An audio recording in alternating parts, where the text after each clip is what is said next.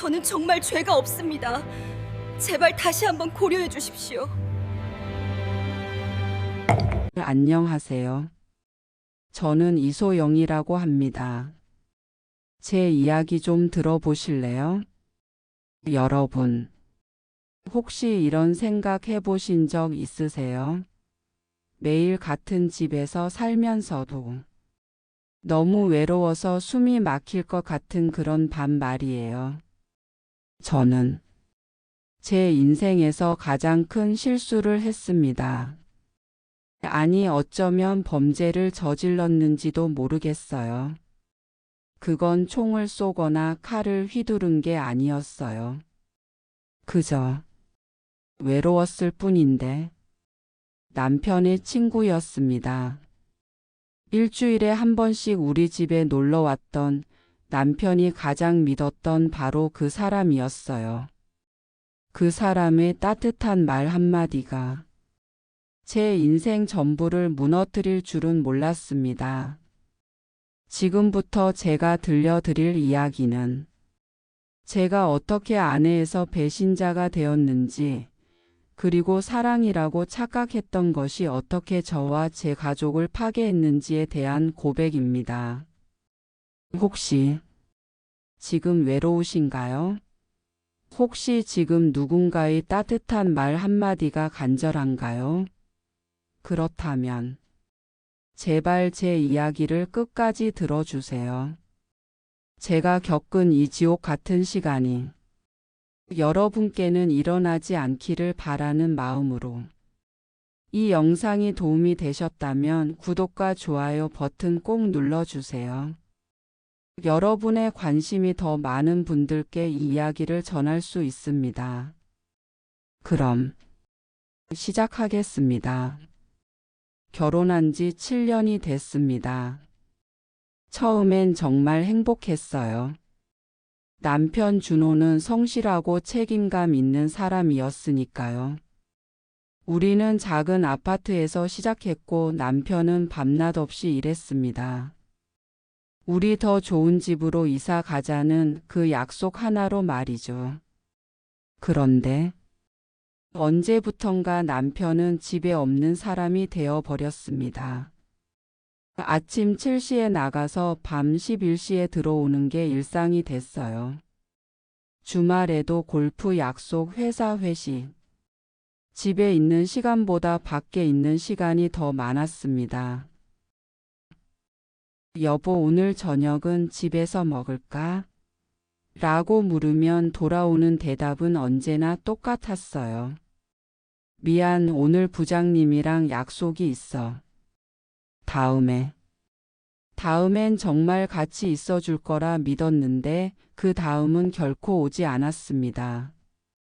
저녁을 혼자 먹는 게 익숙해졌고 주말마다 혼자 드라마를 보는 것도 자연스러워졌어요. 가끔 남편에게 나 요즘 너무 외로워라고 말하면 그는 피곤한 표정으로 대답했습니다. 다들 이렇게 사는 거야. 내가 이렇게 고생하는 게 누구 때문인데. 좀 참아줘. 참았습니다. 1년, 2년, 3년. 그렇게 참다 보니 어느새 우린 같은 집에 사는 남남이 되어 있었어요. 대화는 생활비 얘기, 시댁 방문 일정, 고장난 보일러 수리. 그게 전부였습니다. 밤에 등을 맞대고 누워도 서로의 온기가 느껴지지 않았어요. 그러던 어느 날이었습니다. 남편이 퇴근하면서 말했어요. 소영아, 이번 주 토요일에 민수 부부 우리 집으로 초대하자. 내 대학 동기인데 이번에 승진했대. 오랜만에 같이 저녁 먹으면서 얘기하면 좋을 것 같아. 민수. 그 이름을 처음 들었을 때는 아무 감정도 없었습니다. 그저 남편의 친구 중 한 명이겠거니 했죠. 그날 저는 장을 보러 갔고 손님 맞을 준비를 했습니다. 혼자만의 시간이 너무 길었던 터라 누군가와 함께 식사하는 것조차 설레더군요. 누가 와도 좋아. 그냥 누군가와 이야기할 수 있다면 그게 제 솔직한 마음이었습니다. 그때만 해도 그 만남이 제 인생을 송두리째 바꿀 거라곤 상상도 못했습니다. 그저 평범한 주말 모임이라고만 생각했죠. 하지만 운명이란 게 때론 너무나 잔인한 방식으로 다가오더군요. 토요일 저녁 6시 초인종이 울렸습니다. 문을 열자 그곳엔 제 인생을 뒤흔들 그 사람이 서 있었습니다. 민수 씨는 첫 인상부터 남편과 달랐습니다. 밝은 미소, 부드러운 목소리, 그리고 상대방을 편하게 만드는 그런 분위기가 있었어요.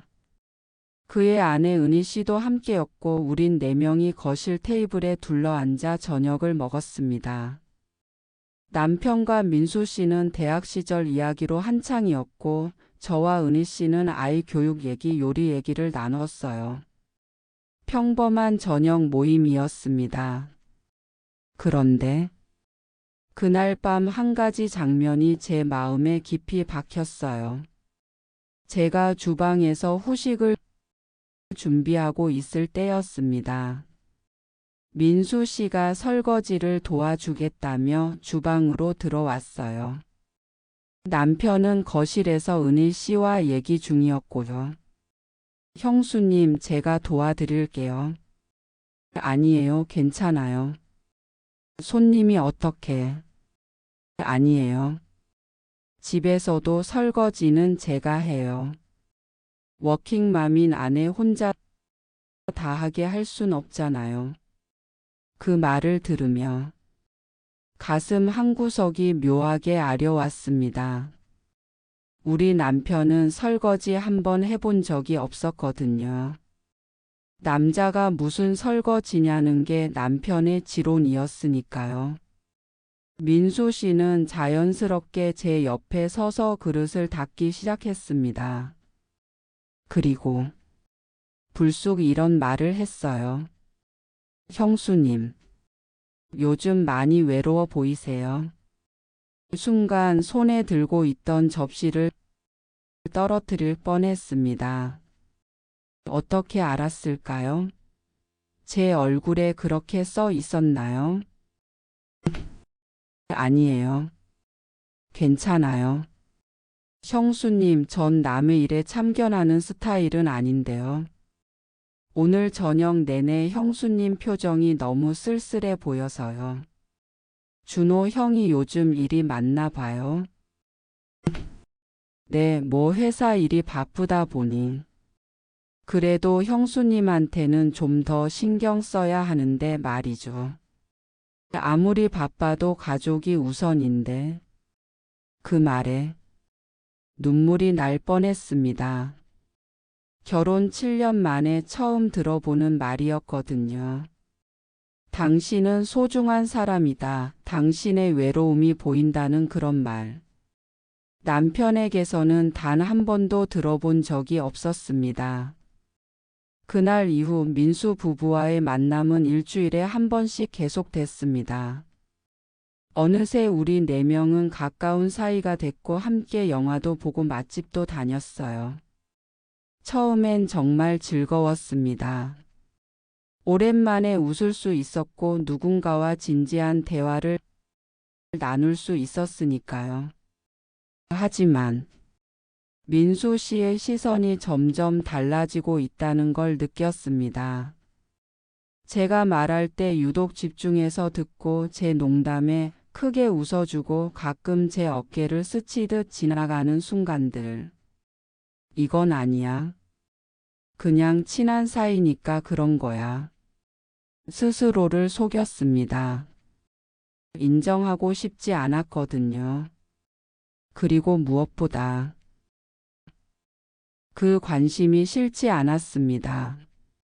누군가 저를 봐준다는 것, 제 말에 귀 기울여 준다는 것. 그게 얼마나 오랜만인지 모릅니다. 어느 날 밤 핸드폰에 카톡이 왔습니다. 민수 씨였어요. 형수님, 오늘 모임 즐거우셨죠? 형수님 웃는 모습 보니까 저도 기분이 좋네요. 단순한 인사였습니다. 하지만 그게 시작이었어요. 그날부터 민수 씨와 저는 개인적으로 메시지를 주고받기 시작했습니다. 처음엔 일상적인 얘기였죠. 오늘 날씨 좋네요. 점심은 뭐 드셨어요? 같은. 하지만 대화는 점점 깊어졌습니다. 형수님은 요즘 뭐가 제일 행복하세요? 글쎄요. 행복이라는 게 뭔지 잊어버린 지 오래된 것 같아요. 그럼 언제가 제일 행복하셨어요? 결혼 전. 아니, 결혼 초기요? 그때는 모든 게 설레고 기대됐었는데. 지금은요? 그냥 하루하루 살아가는 것 같아요. 형수님, 그렇게 살면 안 되는데. 그의 메시지를 받을 때마다 가슴이 두근거렸습니다. 이건 잘못됐다는 걸 알았어요. 하지만 멈출 수가 없었습니다. 너무 외로웠고 너무 목말랐거든요. 누군가의 관심에, 누군가의 따뜻한 말 한마디에. 그리고 그날 밤이 왔습니다. 그날은 남편의 회사 워크숍이 있던 날이었습니다. 1박 2일로 지방에 내려간다고 했죠. 은희 씨도 친정에 내려갔다는 소식을 들었고요. 저는 또다시 혼자였습니다. 저녁 8시쯤 민수 씨에게서 전화가 왔어요. 형수님, 혹시 저녁 드셨어요? 아니요, 아직. 저도 혼자거든요. 집에서 혼자 먹기 좀 그런데. 형수님만 괜찮으시다면 근처 조용한 곳에서 같이 저녁 어떠세요? 거절했어야 했습니다. 그 순간 안 되라고 말했어야 했어요. 하지만 또 혼자 컵라면을 먹고 싶지 않았습니다. 또 텅 빈 거실에서 TV만 보고 싶지 않았어요. 네, 좋아요. 30분 후 우린 집 근처 작은 이탈리안 레스토랑에 앉아 있었습니다. 은은한 조명, 부드러운 재즈 음악, 그리고 와인 한 잔. 형수님, 오늘 특별히 더 예뻐 보이시네요. 고맙습니다. 솔직히 말씀드려도 될까요? 형수님 같은 분이 왜 그렇게 외로워하셔야 하는지 이해가 안 돼요. 다들 그렇게 사는 거 아닌가요? 아니에요. 형수님은 소중하게 대접받으셔야 하는 분인데. 와인이 계속 들어갔습니다. 한 잔, 두 잔, 세 잔. 취기가 올라오면서 제 이성도 함께 흐려졌어요. 민수 씨의 목소리는 점점 더 달콤하게 들렸고 그의 눈빛은 점점 더 진해졌습니다. 형수님, 솔직히 형수님이 자꾸 신경 쓰여요. 무슨 말씀이세요? 처음엔 아니었어요. 그냥 형의 부인이니까 잘해드려야지 하는 마음이었는데 형수님을 알아갈수록 자꾸 생각나요. 가슴이 쿵쾅거렸습니다. 이건 고백이었어요. 명백한 선 넘기였죠. 민수 씨, 이러시면 안 돼요. 전 준호 아내고 당신은 남편의 친구잖아요. 알아요. 근데 형수님도 느끼시잖아요. 우리 사이에 뭔가 있다는 거. 그 순간 제가 뭐라고 대답했는지 기억나지 않습니다. 다만 거부하지 않았다는 것만은 확실해요. 레스토랑을 나와 그의 차에 탔을 때 이미 돌이킬 수 없는 선을 넘고 있었습니다. 그는 제 손을 잡았고 저는 뿌리치지 않았어요. 형수님, 오늘 밤만. 제발요. 그날 밤 저는 제가 저지르지 말았어야 할 가장 큰 잘못을 저질렀습니다. 남편의 친구와 단 한 번이라는 변명 속에서 다음 날 아침 정신이 들었을 때 제 옆엔 민수 씨가 누워 있었습니다. 순간 머릿속이 하얗게 변했어요. 내가 뭔 짓을 한 거야? 급하게 옷을 입고 집으로 돌아왔습니다. 샤워를 하면서 울었어요. 거울 속 제 얼굴이 너무 낯설었습니다. 나는 이런 사람이 아니었는데. 그런데 그날 오후 민수 씨에게서 문자가 왔습니다. 형수님 어젯밤 일 후회하지 않아요. 그건 진심이었어요. 저 형수님을 정말 손이 떨렸습니다. 휴대폰을 던져버리고 싶었어요. 하지만 어딘가에선 그 말이 듣고 싶었던 것도 사실입니다. 나는 정말 최악의 인간이구나. 그렇게 생각하면서도 그의 메시지를 지우지 못했습니다. 그날 이후 민수 씨와의 관계는 계속됐습니다. 일주일에 한두 번씩 만났고 서로에게 빠져들었어요. 아니, 정확히 말하면 저는 사랑이라고 착각했고 그 역시 그렇게 말했습니다. 형수님, 우리 이대로는 안 되는 거 알죠? 저 진심이에요. 헤어질 수 없어요. 민수 씨, 우린 이러면 안 돼요. 준호한테, 은희 씨한테. 알아요. 근데 이제 돌아갈 수가 없어요. 형수님도 그렇잖아요. 맞았습니다. 이미 너무 깊이 들어와 버렸어요. 남편과의 잠자리는 완전히 끊겼고 집에 있을 때도 계속 핸드폰만 들여다봤습니다. 민수 씨의 연락을 기다리면서. 그러던 어느 날이었습니다. 남편이 퇴근하고 들어오더니 제 핸드폰을 내려다보더군요. 그때 저는 소파에서 졸고 있었고 핸드폰은 테이블 위에 있었어요. 잠금도 안 된 채로. 소영아. 남편의 목소리가 너무 낮고 차가웠습니다. 눈을 뜨는 순간 남편이 제 핸드폰을 들고 서 있었어요. 화면엔 민수 씨와의 대화 내용이 그대로. 이게 뭐야? 온몸이 얼어붙었습니다. 여보, 이게 뭐냐고. 남편이 핸드폰을 집어 던졌습니다. 벽에 부딪혀 산산조각 났어요. 민수랑, 내 친구랑, 넌 정말. 남편은 말을 잇지 못하고 주저앉았습니다. 손으로 얼굴을 감싸 쥐며 흐느꼈어요. 제 인생에서 남편이 우는 걸 처음 봤습니다.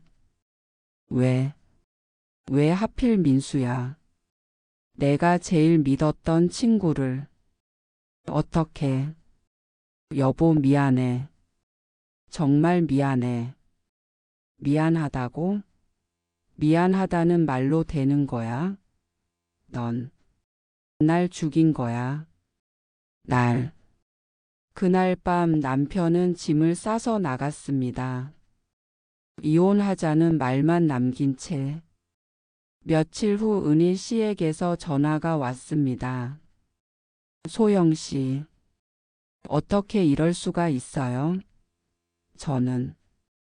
저는 언니처럼 생각했는데 어떻게 내 남편이랑. 은희 씨는 울면서 소리쳤어요. 저는 아무 말도 할 수 없었습니다.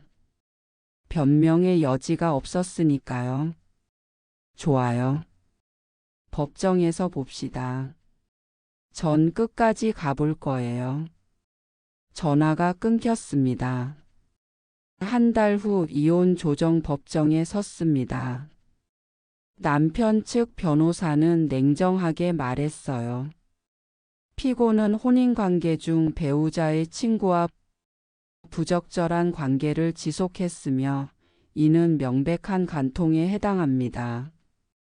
원고는 위자료 5천만 원과 즉각적인 이혼을 청구합니다. 저는 눈물을 흘리며 말했습니다. 저희는 사랑했어요. 단순한 실수가 아니라 진심이었어요. 그때 제 변호사가 제 말을 끊었습니다. 의뢰인 지금 그 말 하시면 안 됩니다. 남편 측 변호사가 비웃듯 말했습니다. 사랑이요? 그건 사랑이 아닙니다. 배신입니다. 책임을 회피하기 위한 변명일 뿐이죠. 판사도 엄중하게 말했습니다. 혼인관계에서 발생한 배신 행위를 사랑이라는 이름으로 미화할 수는 없습니다. 결국 이혼이 결정됐고 위자료 3천만 원이 인정됐습니다. 민수 씨 역시 은희 씨와 이혼했고 그 역시 위자료를 물어야 했어요. 법정을 나서는데 민수 씨가 다가왔습니다. 형수님, 아니 소영 씨, 이제 우리 가요. 다신 연락하지 마세요. 네?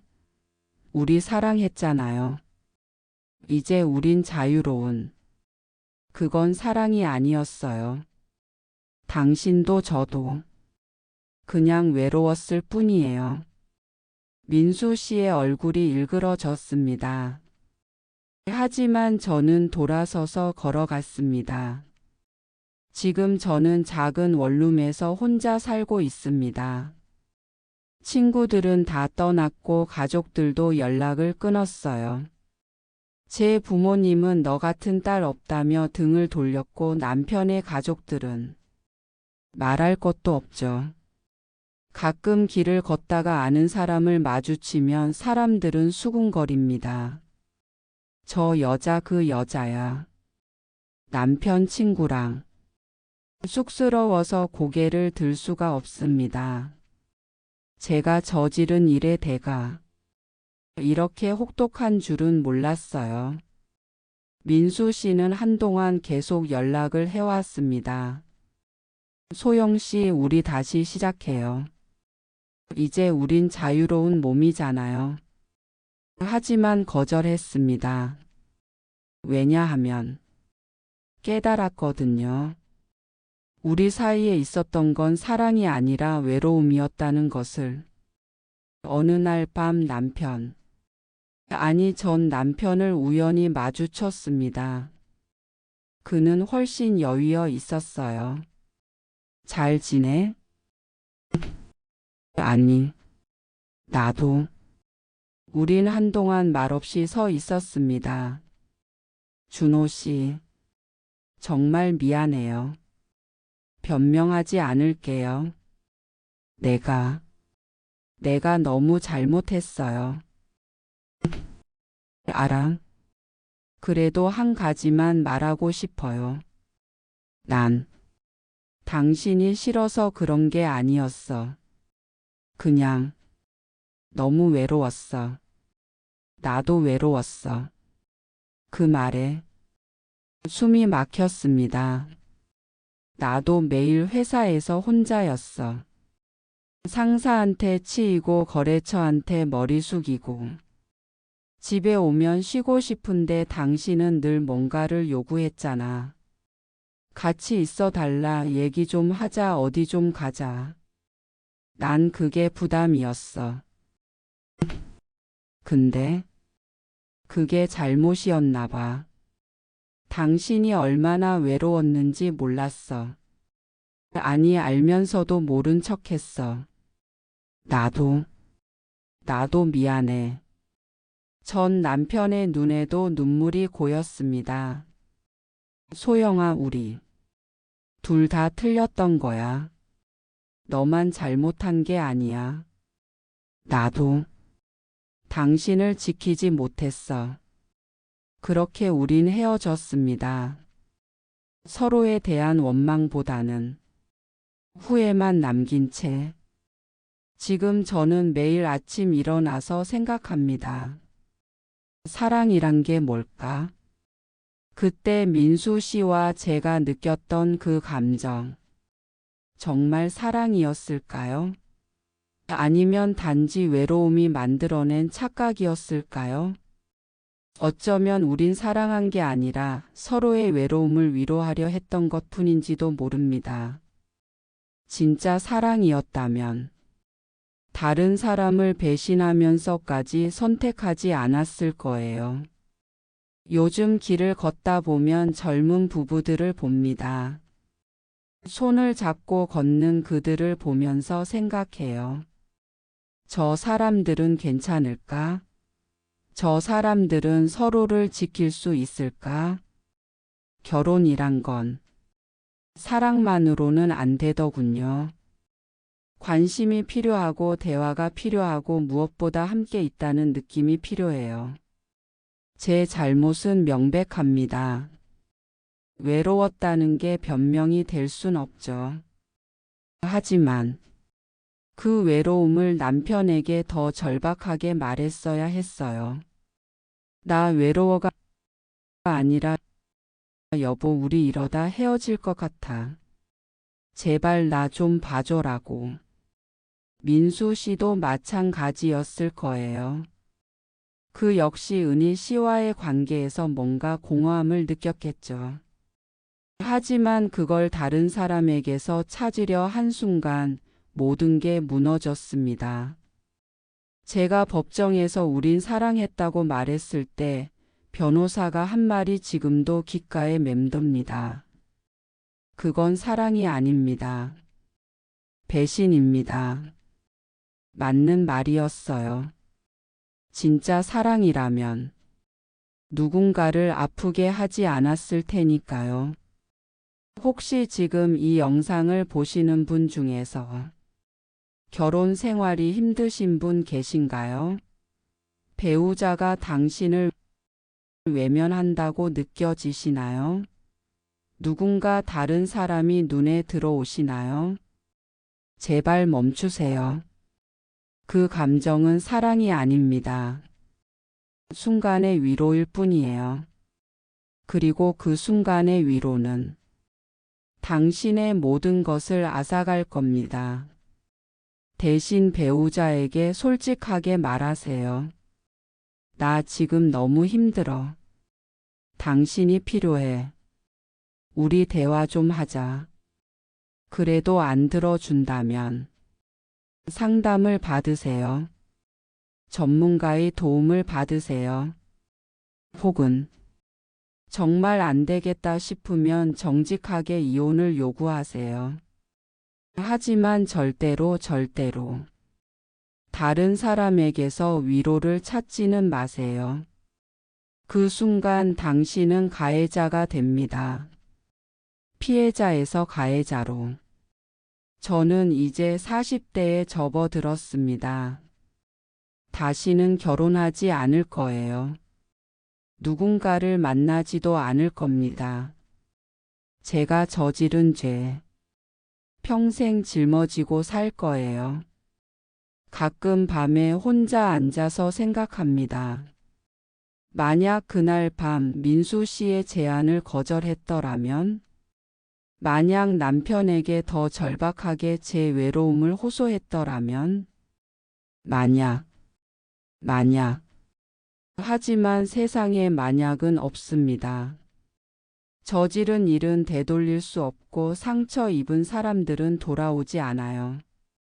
마지막으로 여러분께 당부드립니다. 외로움은 잠깐입니다. 하지만 배신은 평생입니다. 사랑이라고 착각하지 마세요. 그건 사랑이 아니라 외로움이라는 이름의 범죄입니다. 저처럼 살지 마세요. 저처럼. 모든 걸 잃지 마세요.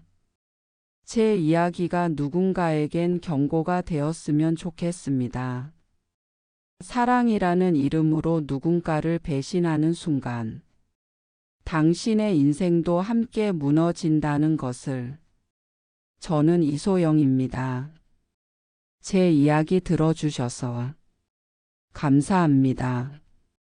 이 이야기는 실화를 바탕으로 각색되었습니다. 결혼은 사랑으로 시작하지만 책임으로 지켜지는 것입니다. 당신의 선택이 누군가의 인생을 바꿀 수 있습니다. 이 영상이 도움이 되셨다면 구독과 좋아요 부탁드립니다. 여러분의 소중한 댓글도 기다리겠습니다. 다음 이야기에서 또 만나요.